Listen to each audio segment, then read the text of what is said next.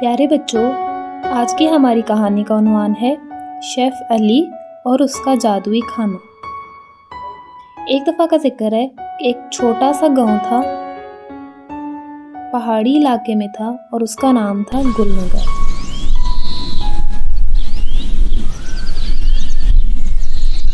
وہاں ایک لڑکا رہتا تھا جس کا نام تھا علی۔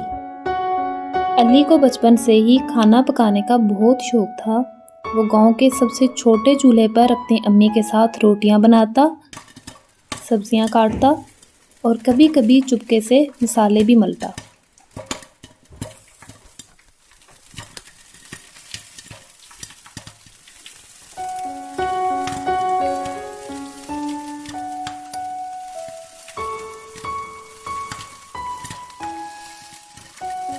علی کا خواب تھا کہ وہ ایک دن دنیا کا سب سے بڑا شیف بنے گا، لیکن گاؤں والے ہنستے تھے اور کہتے تھے، ارے بچے، یہاں گاؤں میں کون سا ہوٹل ہے؟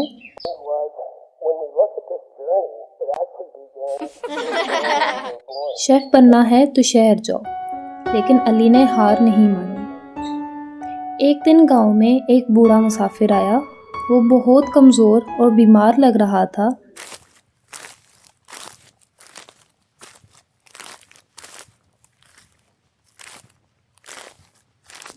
علی نے اسے اپنے گھر لے جا کر گرم سوپ بنایا۔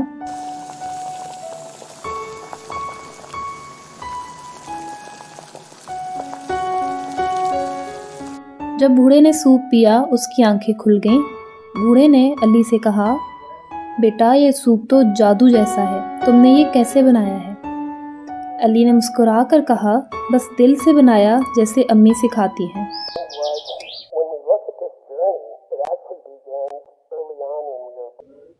بوڑھے نے خوش ہو کر ایک چھوٹا سا لکڑی کا چمچ علی کو دیا اور کہا، یہ جادوئی چمچ ہے، جو بھی دل سے کھانا پکائے گا، اس کا ذائقہ سب کے دلوں تک پہنچے گا، لیکن یاد رکھو، غرور مت کرنا، جادو ختم ہو جائے گا۔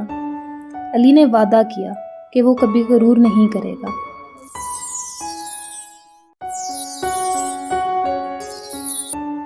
چند سال کے بعد علی بڑا ہو گیا۔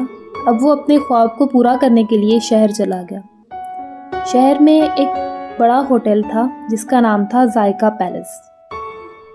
وہاں علی نے ملازمت کی درخواست دی، لیکن مینیجر نے کہا، تم تو گاؤں سے آئے ہو، تمہیں کیا آتا ہے؟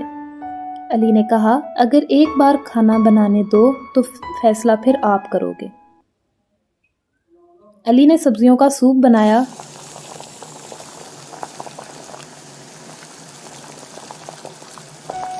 جیسے ہی ہوٹل کے مالک نے چکھا، وہ حیران رہ گیا۔ کیا تم جادوگر ہو؟ ایسا مینیجر نے کہا۔ مینیجر نے کہا، ایسا ذائقہ پہلے کبھی نہیں چکھا میں نے۔ علی کو فوراً نوکری مل گئی۔ وہ جلد ہی ہوٹل کا سب سے مشہور شیف بن گیا۔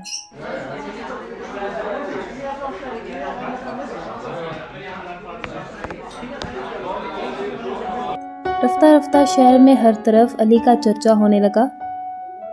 ٹی وی شوز، اخبار، انعامات، سب جگہ علی کا نام تھا۔ لوگ اسے جادوئی شیف کہنے لگے۔ ایک دن ایک چھوٹے ہوٹل کا شیف آیا اور کہا، علی بھائی، آپ کے ساتھ کام کرنا چاہتا ہوں، سیکھنا چاہتا ہوں۔ علی نے غرور سے کہا، تم جیسے چھوٹے شیف میرے ساتھ کام نہیں کر سکتے۔ اسی رات جب علی نے کھانا بنایا تو اس کا ذائقہ بدلا ہوا تھا، نہ وہ خوشبو رہی نہ مزہ۔ علی پریشان ہو گیا۔ اگلے دن بھی یہی ہوا۔ تب اسے یاد آیا، بوڑھے مسافر کی بات تھی کہ کبھی غرور مت کرنا، ورنہ جادو تمہارے کھانے سے ختم ہو جائے گا۔ علی دوڑ کر اس چھوٹے ہوٹل میں گیا اور اس شیف سے معافی مانگی۔ اس نے کہا، میں نے غرور کیا، اب مجھے معاف کر دو اور میرے ساتھ کام کرو۔ شیف نے مسکرا کر کہا، آپ تو میرے آئیڈیل ہو، آپ کا دل صاف ہو گیا، اب ذائقہ بھی واپس آ جائے گا۔ علی نے دوبارہ جادوئی چمچ سے دل سے کھانا بنایا۔ اس دن کے بعد وہ شہر کے سب بچوں کو مفت کھانا کھلانے لگا اور ہر ہفتے ایک نئے شیف کو سکھاتا۔ اب وہ مشہور تو تھا ہی، لیکن بچوں کا پیارا شیف علی چچا بھی کہلاتا تھا۔ اس کہانی سے ہمیں یہ سبق ملتا ہے، محنت اور سچائی کی کامیابی ہمیشہ ہوتی ہے،